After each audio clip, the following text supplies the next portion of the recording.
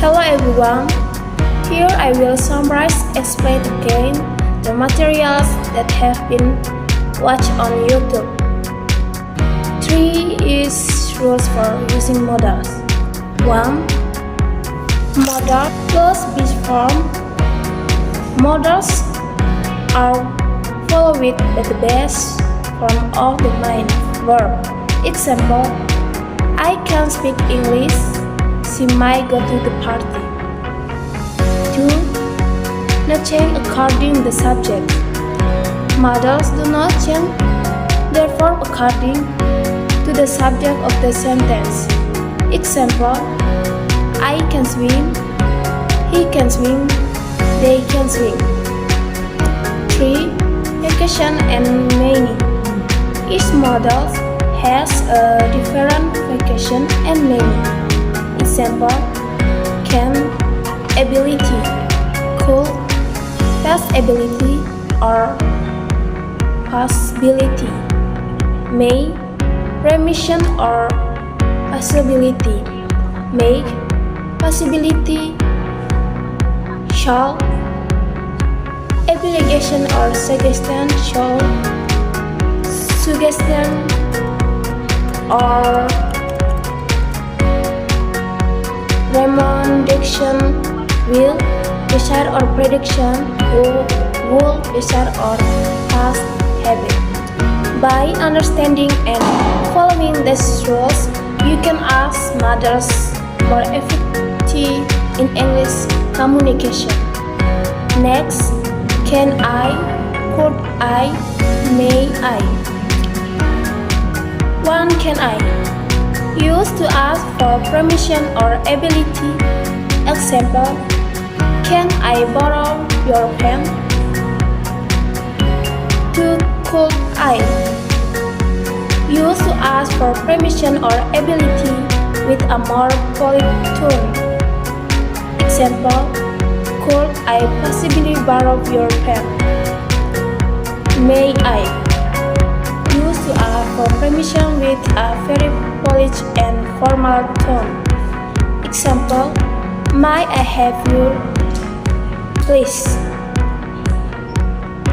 In everyday context, can I and could I are often used, but may I tends to be asked in more formal or official situations. Next, how to ask the modal short in English. Main fiction. Advice or recommendation short is used to give advice or recommendation about what is considered good or right.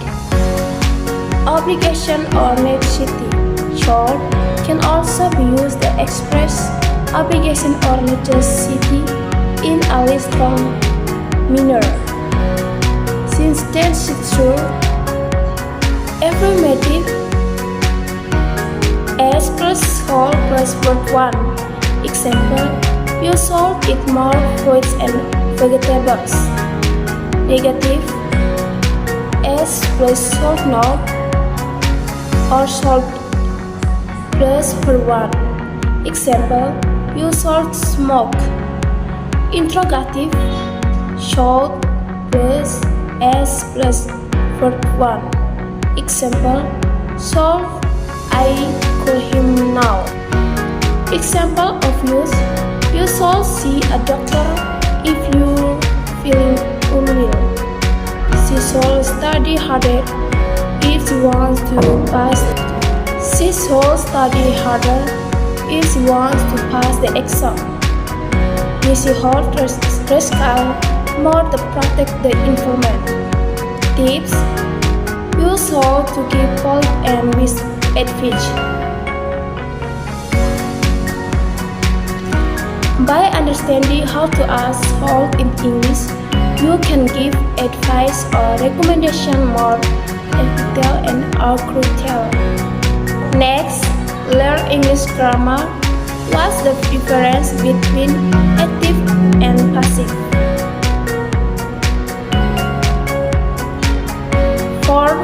First, active. Passive voice in English grammar. In English, sentence can be structured in two main ways: active voice and passive voice. Understanding the difference between these two can help you communicate more effectively and vary your sentence structure. First, second, active voice. Definition: in active voice, the subject of the sentence performs the action described by the verb. Structure: subject plus verb plus object. Example: the chef cooks the meal. Characteristic: the subject is doing the action.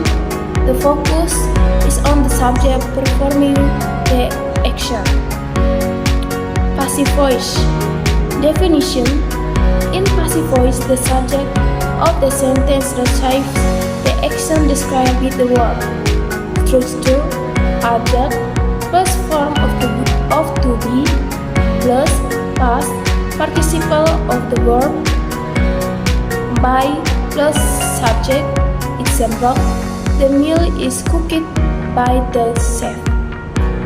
Characteristic: the subject is receiving the action. The focus in on the object receiving the action. The door of the action can be implied after by but is optional. Key difference. Focus. Active voice focus on the subject performing the action, while passive voice focuses on the object receiving the action. Structure. The structure of active and passive sentence is different, with active voice following a subject, verb, object, order, and passive voice following an object, verb, subject, order, with the subject often being optional. Usage. Active voice is general, more direct and clear, making it suitable for most writing. Passive voice is useful when the door of the action is unknown, irrelevant, or less important than the action itself. Example: active. The company hired a new employee. Passive: a new employee was hired by the company. Active: the teacher graded the papers. Passive: the papers were graded by the teacher. When to ask each. Use active voice when you want to be direct and clear about who is performing the action. Is often preferred in academic and business writing for its clarity and conciseness. Use passive voice when the action is more important than the door, or when the door is unknown or irrelevant. It's often used in skillfish writing, formal reports, and situations where the focus needs to be on the action rather than the subject. Understanding and effectively using both active and passive voice can be writing and communication skills, allowing you to convey your message more precisely and next, how to ask the passive voice in English. The passive voice is a grammatical construction where the subject of the sentence receives the action described by the word. It is often used to emphasize the action rather than the door of the action. Here's how to form and use the passive voice. Forming the passive voice. The passive voice is forming using the verb to be in the upright tense followed by the past participle of the main verb. The structure can vary depending on the tense. 1. Present simple passive. I'm, or, is, or, are. Plus past participle. Example, the book is written by the author. 2. Past simple passive. Was or were plus past participle. Example, the house was built in 100. Passive. I'm or is or are being plus past participle.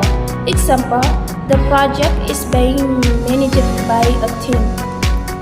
Past continuous passive. Was or were being plus past participle. Example, the use was being discussed when I arrived. Present perfect passive. Have or has been plus past participle. Example, the report has been complete. Next, past perfect passive. Had been plus past participle. Examples, the problem had been solved before the deadline. Next, future simple passive. Will be plus past participle. Example, the new product will be launched next month. Next, when to ask the passive voice. The passive voice is useful in various situations. When the door or the action is unknown or irrelevant. When the action is more important than the door. In informal or significant writing.